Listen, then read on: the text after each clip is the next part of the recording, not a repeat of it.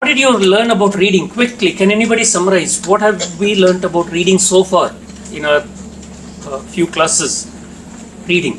What did we learn? Can anybody summarize different things you have learned quickly? A summary so that it will help in your exams also, final exam. We talked about silent reading and reading aloud. Very good. So what are the differences? Quickly, quick summary. Silent reading, reading aloud. Differences? Silent reading develops concentration as well as comprehension. Loud reading develops pronunciation. It's not loud reading, it is reading aloud. Reading aloud. Loud refers to the pitch of your voice, volume. Reading aloud. Okay, reading aloud with appropriate pause, stress and intonation. So it develops your pronunciation, good accent, and also fluency in reading, maybe reading without too many pauses, right? Whereas reading silently is for better comprehension. Which is more important? Both are equally important. Yeah, both are equally important, but you should decide when you should switch over from one to other. Right. Yeah, later maybe. So some opportunities for students to read silently in class 5, 6, 7, definitely. Right, good. What are the other things? What are the other things you learned in reading? Correct. Skimming is reading to get the general idea of the text, whereas scanning is reading for specific information. All right. Yeah, good. Yeah. So what materials do we skim and scan? Generally, which materials are skimmed, scanned? Newspaper. Generally, newspapers in the morning, magazines. We don't read them in depth. Intensive reading is reading textbook materials, study materials, all right? If you're preparing for competitive exams, you're reading intensively. And the fourth type of reading is extensive reading. Reading for pleasure, reading for entertainment, reading for recreation, reading as a hobby. All your supplementary reading, non-detailed reading. I think yesterday Venu sir talked about A reading, B reading. A reading is, I think, the main reading. That's right. So A reading is for teaching, learning, whereas B reading is for extended reading. That is extensive reading. We call it extensive reading. You're not supposed to teach. You're not supposed to spend so much of time explaining the lesson, giving the meanings of all the words, doing question and answer session. Not necessary. It is to cultivate reading as a hobby, reading as a pleasurable activity. And in Karnataka also we have supplementary reading, non-detailed reading. How many lessons are there? 3 to 4 generally. 3 to 4 is for them to read whenever they have time. All right. So that is extensive reading. Reading extensively, widely. All right. Of their interest, materials of their interest. Good. We talked about, so these are called reading techniques. 4 important techniques of reading. You can also call them sub-skills of reading. Very good. What else? What else did we discuss under reading? Pre-reading, while reading, post-reading. Correct. Pre-reading. Why pre-reading? What is the purpose of doing pre-reading activities? To motivate them sometimes, to motivate them to read. Maybe children have just come from their sports and games period. They had PT period already. They have just come to your class, though they may not be in the right mindset to read a text in English, all right? Or sometimes early morning, already first hour, maybe they didn't have breakfast, they're hungry, they're not in the mood to read. So you'll have to create interest in reading, motivate them to read, engage them, So that is called, what do you call? And sometimes pre-reading is also done to activate their schema. Schema means previous knowledge. Schema is what is already there in the mind. Pre-reading is done to activate their schema or to check their previous knowledge. What do they already know about the topic? If you're teaching a lesson on lighthouse, there's a lesson already on lighthouse. What is a pre-reading activity you can do? Pre-reading activity before they read. Show them the pictures of lighthouse. Show them a picture of a lighthouse. Ask them to identify the picture. Say a few words, sentences. Have you been to lighthouse? What was your experience like? Ask a few questions. and sometimes you can play a short audio. You can do a listening activity related to the theme, the topic. In our Telangana, related to the topic yesterday, Venu sir Correct. described like Face sheet. face sheet and That's- picture and that's it. listening test, sir. One story also Absolutely. related to the topic. Related to the topic. Lesson. Yeah. One story also there. Excellent. These are the Pre-reading activities. Pre-reading activities. Yes.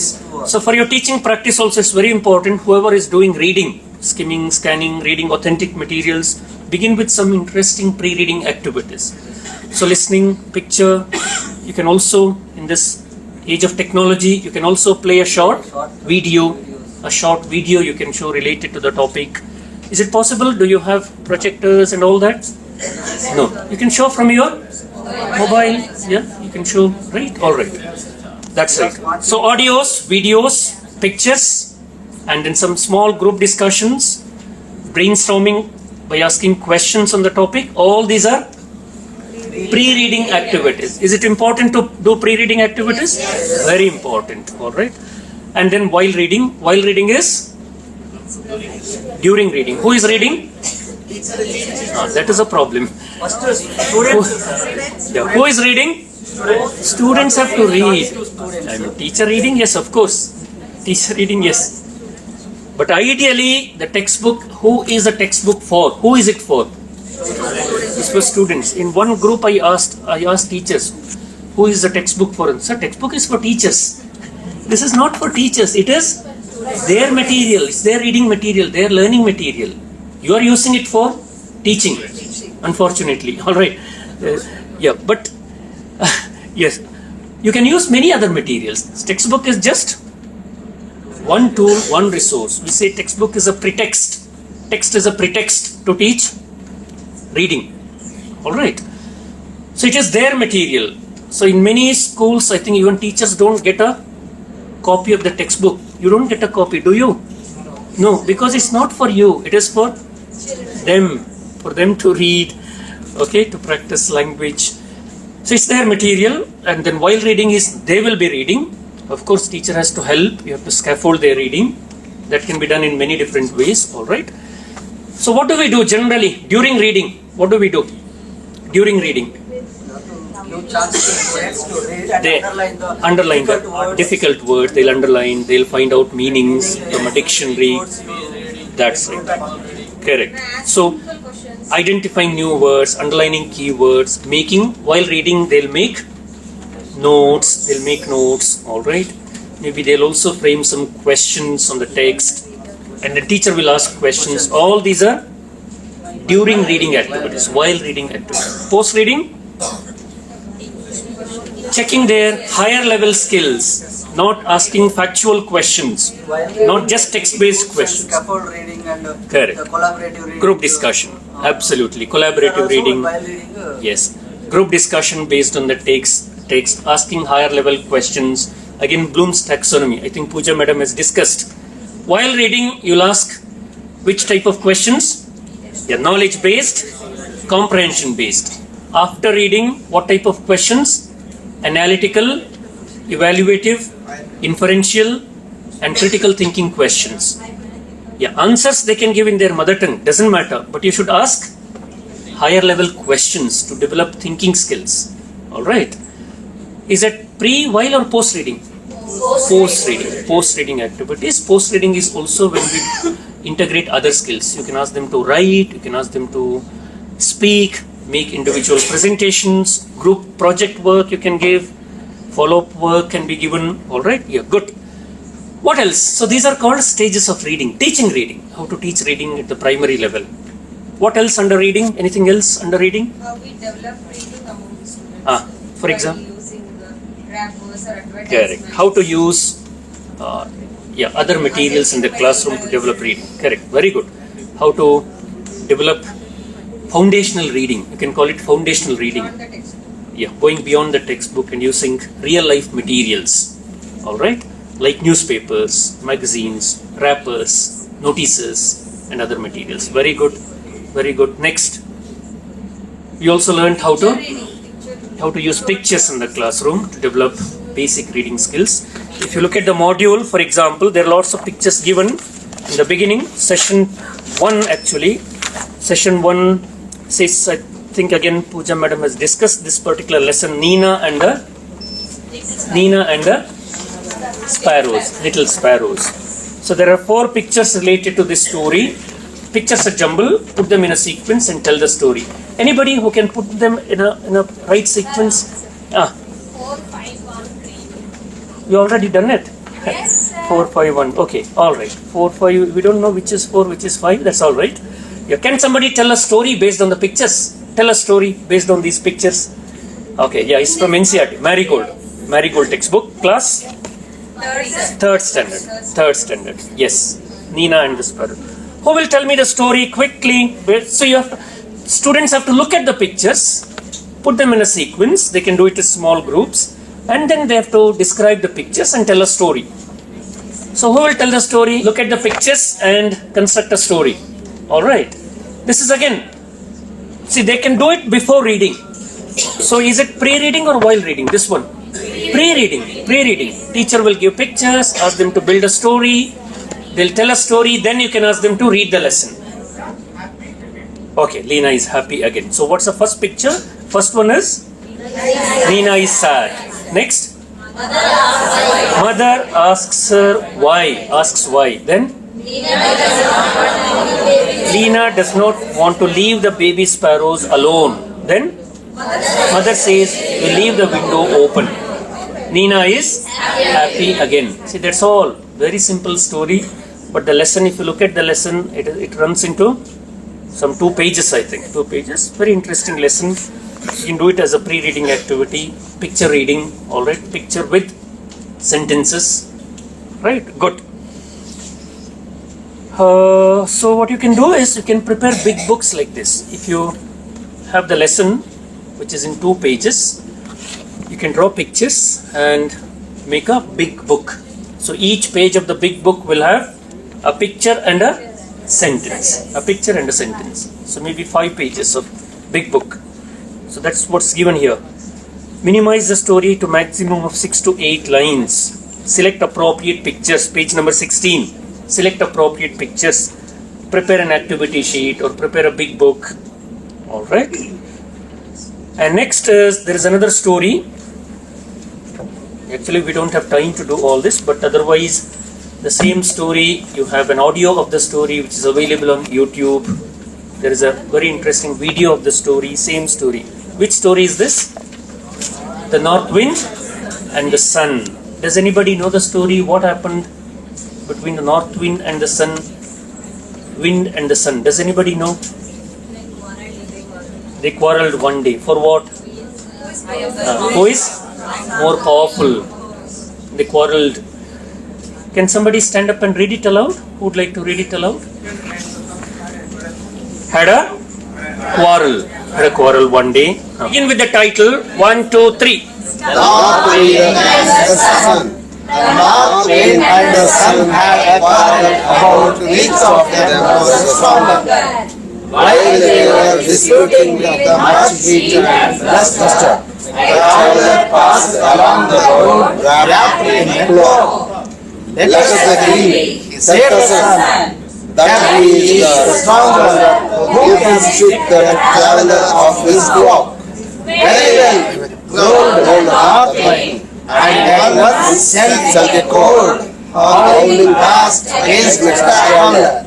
Could be the first gust of the wind at the ends of the north. Not wind.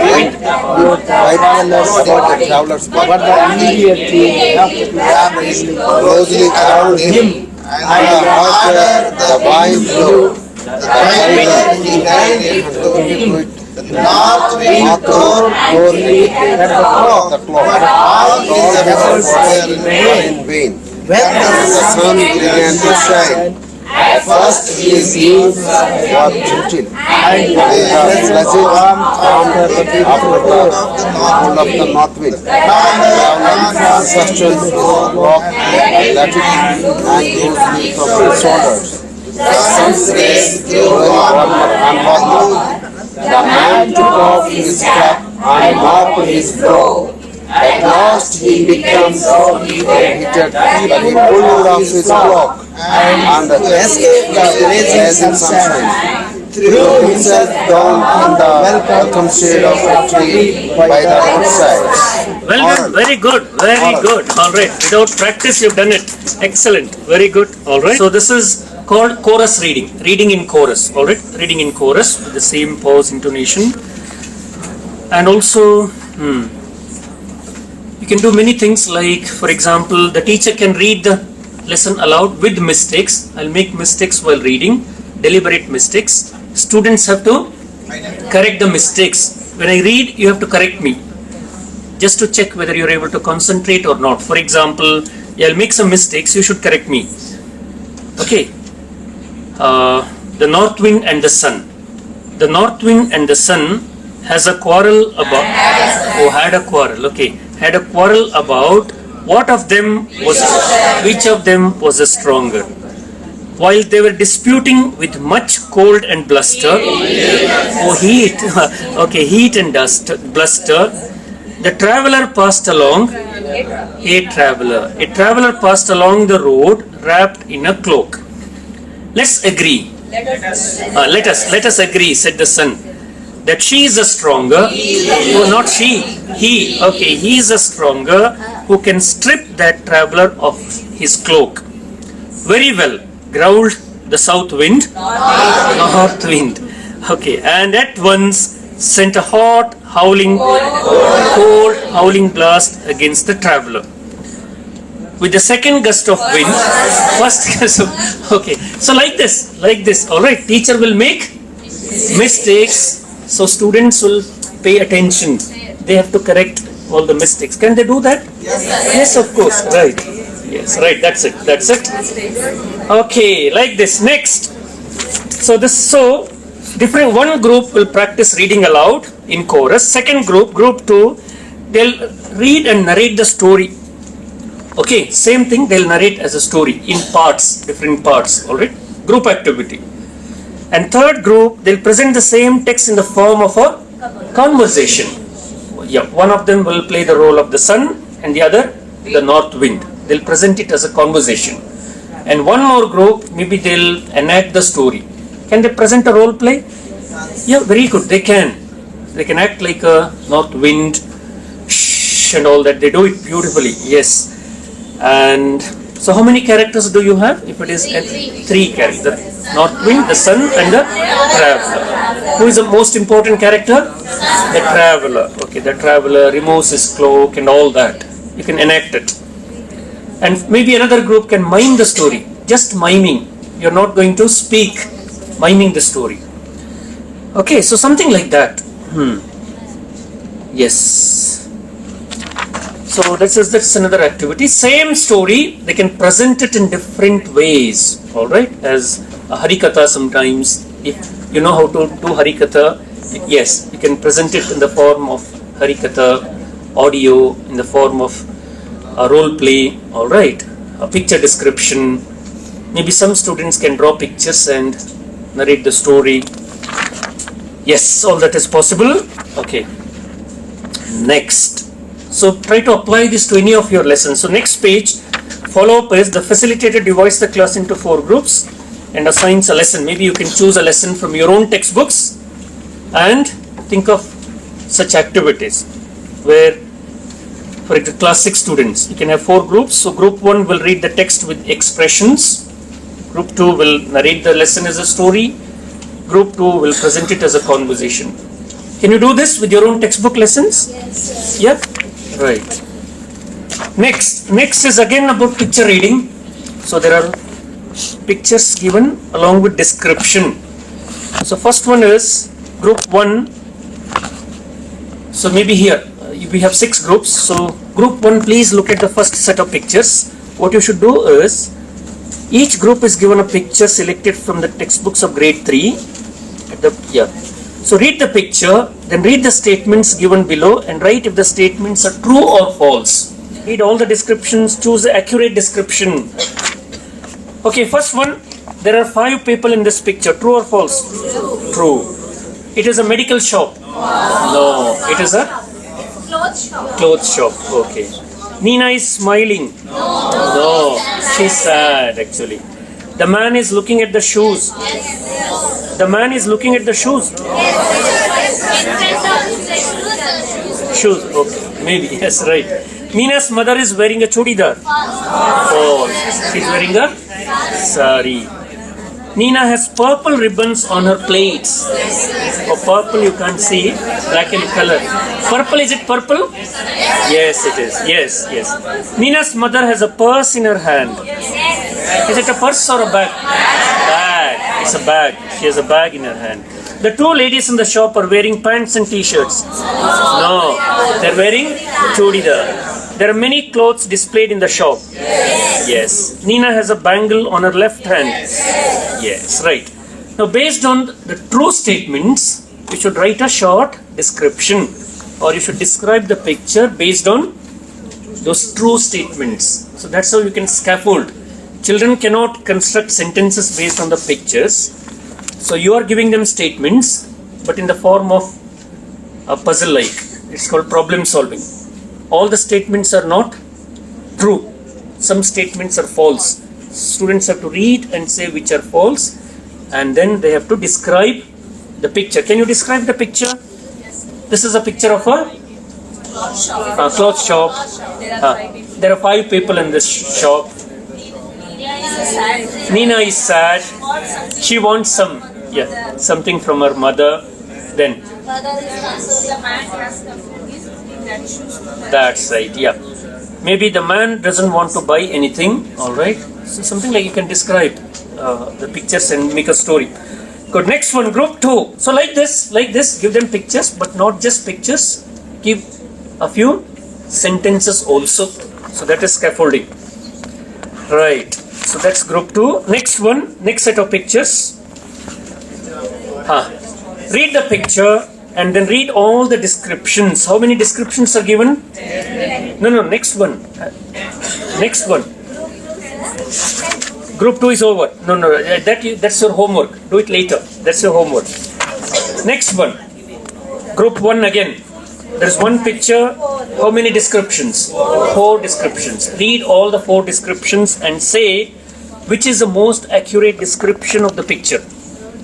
Some descriptions have wrong sentences. The information given is not correct. So you have to read all the 4 and select the most accurate description. Can you do this for picture 1? And some of you can look at picture 2. Group 1. Yeah, first we'll do first one. Priya. Read all the 4 descriptions. Tell me which is the most accurate description. Yeah, read it. Yes. So read the 4th description. Yes, please. Yeah, please read. 3rd one. Read it, please. Wait. Yeah. Priya went for a walk with her mother and grandfather. Is it true? Yes. Okay. Then almost similar description. 1 or 2 pieces of information are wrong. That's all. But otherwise, 3rd one is okay. But only the 16 and 17 number. First one. Second one left hand. Yeah. Second one is left hand, not second one. What about the 4th one? Mother is? Priya is holding. Yes, not mother. That's right. So first one is the most appropriate description of the picture. See, again, you talked about face sheet. So in face sheet, you're eliciting everything from students. There are only questions given. Whereas here, your scaffolding reading. Picture is there. There is also description. But not just one description, 4 descriptions. Yeah, maybe teacher can read aloud and then help student decide which is the most appropriate description. Okay, for higher classes. For lower classes, statements. See, 10 statements like this. They can use these statements and describe the picture. So you're providing a lot of support. Right? The problem with the face sheet is there is no support given. Only questions are given, right? Yes. Your questions are also like clues. They can use questions as statements. You can convert questions into statements and help them to describe pictures instead of asking questions all the time. Right? Yeah. Okay, right. So that's about beginning to teach reading. Begin with pictures, give a lot of support, and then slowly move on to authentic materials. Use authentic materials. You should begin with sight words, high frequency words and all that. So that is session 1. Begin with sight words, high frequency words, most common words. Then use pictures in the classroom, lots of pictures to develop their imagination, thinking. Alright, picture reading is the first level of reading. Then slowly move on to authentic materials, reading authentic material, reading calendars for example. Calendar is a good material to read. Calendars, very good, lots of information given on the calendar, yeah. And then, yes, calendars, notices, greeting cards. Greeting cards authentic? Yes, of course. Greeting cards, visiting cards for example. All that is foundational reading. Beginning with unit 1 of the text is not foundational reading.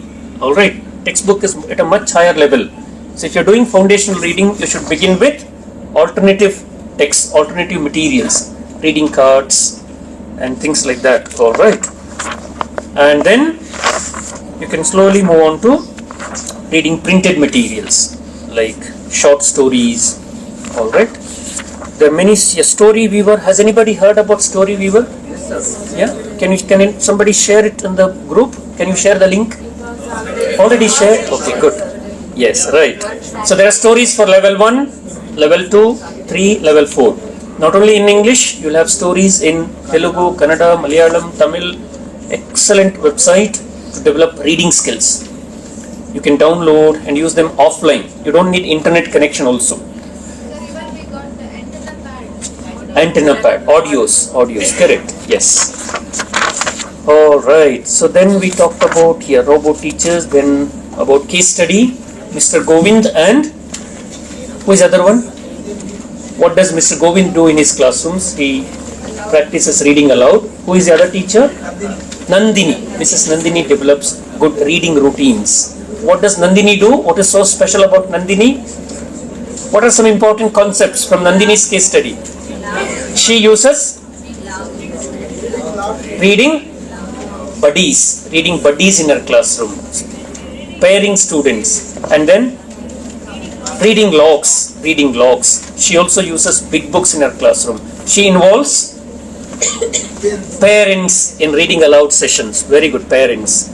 And then she herself is a good reader, role model. She herself is a good reader. So you have to ask yourself, how many of you are good readers in English? In English, how many of you keep reading in English?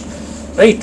If you don't read, you cannot expect your students to read anything in English. So you are a role model. Alright, so Nandini is a role model. Right. So that's about reading. Now one more thing is given in the new revised model. It's about multilingual approach to reading. So there is, you can refer to page number. What's the page number? 40. Please refer to soft copy page number 40. There is a short passage given. It's about post passage. Who is it about? The primary level, we have to follow multilingual approach. The idea is not just translation method. You're not translating the lesson into their mother tongue. Translation is wherever necessary, but when you have a lesson like this, which is very tough, okay. So, for example, read this lesson, page number 42. Just have a look at the lesson. How many students can read and understand? And if you explain everything in Telugu, Kannada, that is not multilingualism. Translation is not multilingual approach. It's not bilingual approach. It is the age-old translation method, grammar translation method, 1970s, 60s, 70s. All right. Multilingual, bilingual approach is different. So how do you follow multilingual approach to teach this particular passage? What do you think you can do? Multilingual approach. Yeah, read the passage. Listen. Can they answer your questions? No, they cannot. Can they do a role play? No. Can they narrate the story in their own sentences? No. For everything, what is important is They have they have to understand, comprehension. If they comprehend, they can do anything. So all your post-reading activities, while reading, post-reading will be futile, will be a waste if students don't understand the content of the lesson. What is it about, right? So comprehension is at the core of reading. How do you help them comprehend? Generally what we do is we translate everything, maybe word by word or sentence by sentence. That is not multilingualism. Multilingualism is what scaffolding their reading, all right, scaffolding, helping them to facilitating reading. So how can we do that? For example, we can begin with a few questions. See, there are many tough words, like for example, civil rights activists, civil rights, they will not know civil rights. And then, what are the other words? Emancipation, proclamation, slaves, and then Negro. Negro is there? Negro is there? Oh, we are not supposed to use that. Okay, at that time, yes. All right, and then slavery, hatred. Okay. Correct. That's right. Lots of tough words. So how do you help them? One is, see, before they read, you have to prepare them for reading by giving them background knowledge. So one is, for example, what is slavery or what is racial discrimination? Do you know anything about slavery? All right, slavery. What is the word in Kannada for slavery? Gulamagiri. Telugu? Right. So begin a discussion. If you ask questions only in English, they won't understand. So what is slavery? All right, give examples. Right? Is slavery still practiced in India? No, not practiced. Slavery? Okay, somewhere, yes. Some are acting as slaves, some are acting as masters. All right. So maybe you can have a discussion. It is a bit sensitive, but you can have a discussion. So if you want to have a discussion about this, slavery, about discrimination in the society, about casteism, then can you have discussion in English in class 6, 7, 8? Can you discuss everything in English? No. So discussion can happen in mother tongue. They can discuss in their mother tongue. Or for what do you know about Martin Luther King? Maybe some students will know something about Martin Luther King. Who is Martin Luther King? What is he famous for? All right. What do you know about American civil rights? All right. Who comes to your mind when we talk about equality, discrimination? What other personalities come to your mind?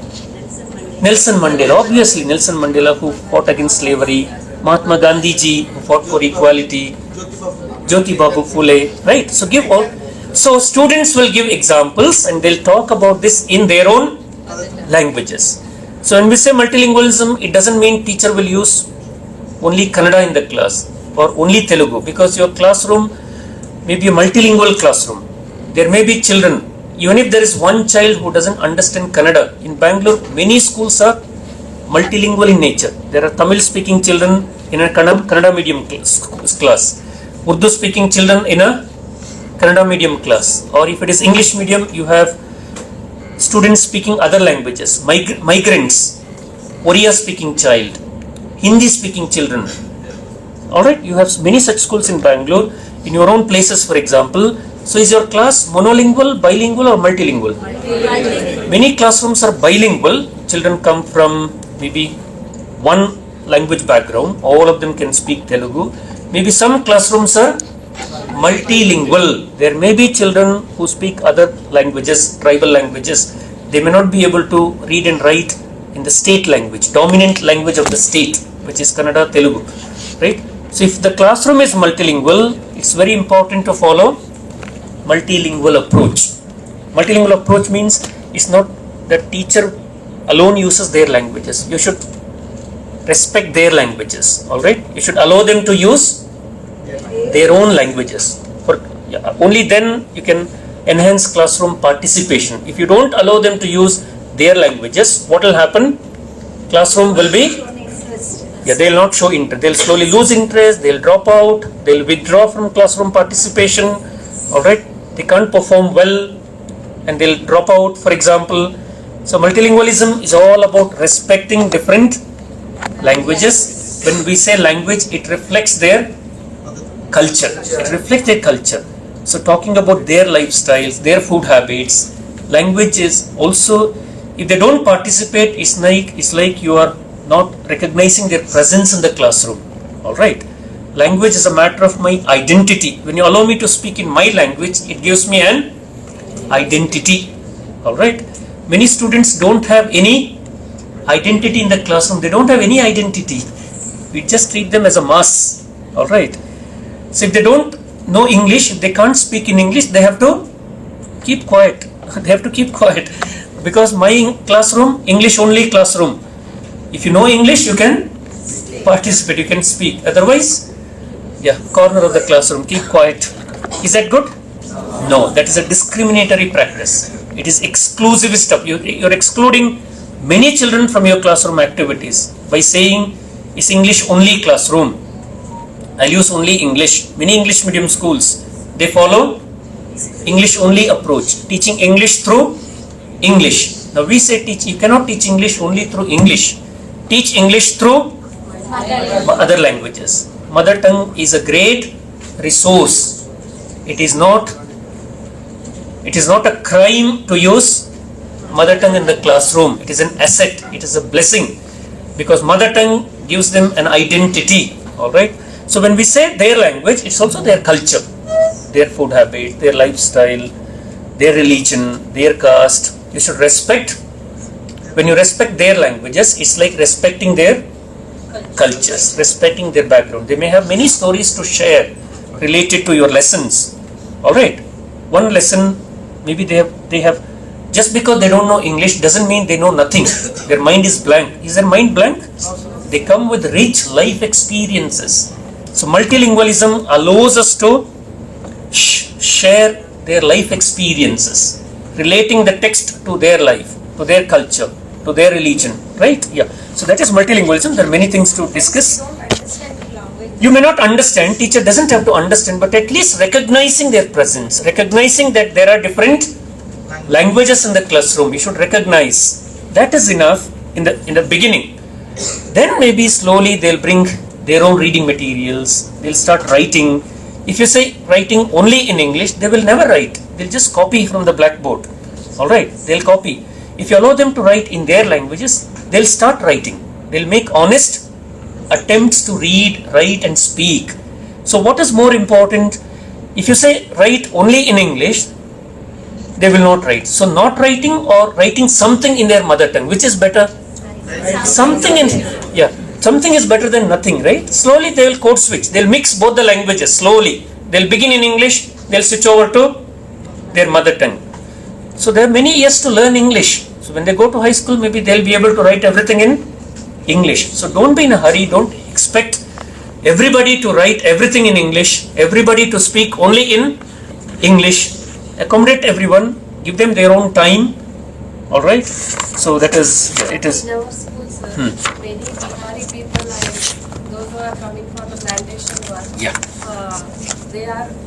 They know only their language. That's right. They know only their language. Teacher doesn't know their language, but if you allow them to use Bihari language in the classroom, they'll participate more. See, we have done many training programs on this. For example, a child who doesn't read aloud in the class, Assamese it seems. Yeah, he never stood up and he never wanted to read anything aloud. Only other students who knew Kannada, they were all coming and reading aloud. But one day when teacher started speaking to him in his language, she learned his language slowly by talking to him. When she allowed him to use his language, slowly he started to participate. He said, I'll read aloud. So he came front, he started reading the lesson aloud. Now he is able to read very well. But for many 6 months, he never wanted to read aloud. He never wanted to participate because he thought it's English class. Teacher knows only Kannada, English and Kannada. I am a outsider here. Alright, I am an outsider. So he never wanted to raise his hand, stand up, participate. So just allowing him to speak, he's interested, he shows more interest. He's more regular to the classroom. Now he attends classes every day. Earlier, irregular. Alright, so things like that. You will see lots of changes. Okay, alright, so let's conclude by I've got 2 sheets here, action research report. Okay, I'll conclude by distributing these sheets. So one is how to write your report. Are you all ready with your action plan? Actually, I wanted to discuss. So tomorrow, who will collect? Group leaders will collect, or you will give it to me? How is it like? Group leaders will collect. Please give it to your group leaders. So I'll collect it from group leaders on Monday. Okay, tomorrow I'm not there, so group photograph will be there. They'll copy and paste my photo. Don't worry. Alright, that's why if somebody is absent, they'll copy and paste. Okay. Yes, Hitesh sir also. They'll copy and paste. So we'll be there in the group photo, all of us. And then, so group leaders, please collect tomorrow and then give it to me on 28th or latest by 29th. Okay, all right. So this is for your final action research report. Here you don't have space to write, so you can use other sheets, additional sheets. And it's not that you have to submit your report like this. This is your basic framework to write the report. Use this framework and write a report in 6, 8 or 10 pages. 8-10 pages. That will be wonderful to have a report, have a detailed report. In case you're not able to write a detailed report because of your busy schedule, at least this is very important. You have to submit this.